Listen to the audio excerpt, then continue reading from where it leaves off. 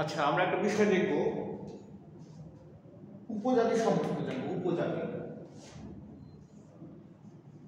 উপজাতি এটা আমরা শুনেছি, উপজাতি পড়েছি।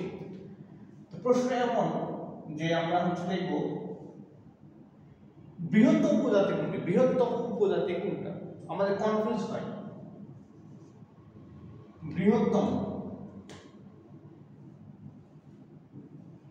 বৃহত্তম উপজাতি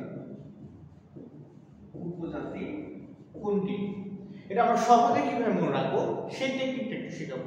বৃহত্তম উপজাতি কোনটা? 1 নম্বর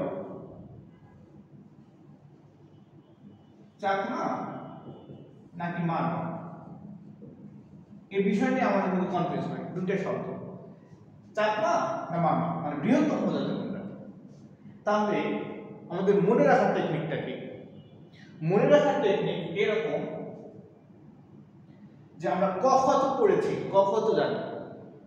ক খ প্রথম অক্ষর এটা একটু হবে চ, চ আর ম কে হবে। যদি আমরা সিরিয়াল ভাবে পড়ে যাই তাহলে কোনটা প্রথমে আসবে? অবশ্যই চ আসবে প্রথমে, প্রথম এটা আসবে, তারপরে কি এটা আসবে সিরিয়াল। ক খ যখন আমরা পড়ি ক খ গ ঘ ঙ চ, ময়ের আগে চ আছে।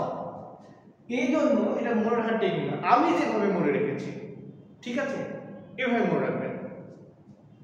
চাকমা নাকি মারমা, বৃহত্তম উপজাতি, তার মানে ময়ের আগে যেহেতু চ আছে, তার মানে কি প্রথমের দিক যেমন বৃহত্তম, প্রথম বৃহত্তম উপজাতি চাকমা, এবং এরপরে কিন্তু মারমার অবস্থান দ্বিতীয়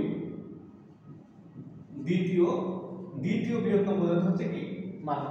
এর জন্য ভুল যেন না হয়। তাহলে চ যেহেতু ব্যঞ্জন বর্ণের প্রথমে চ আছে ময়ের আগে, তার মানে এটা কি প্রথম উপজাতি হিসেবে বৃহত্তম উপজাতি চাকমা, দ্বিতীয় অবস্থানে রয়েছে মারমা। মনে থাকবে। ধন্যবাদ।